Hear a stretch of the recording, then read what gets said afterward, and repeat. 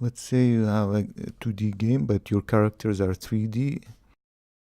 So what you can do is you can use a sprite as a screen.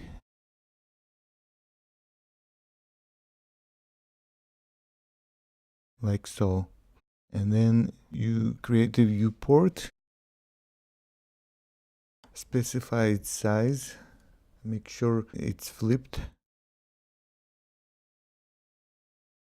You create a simple 3D scene with a donut like this.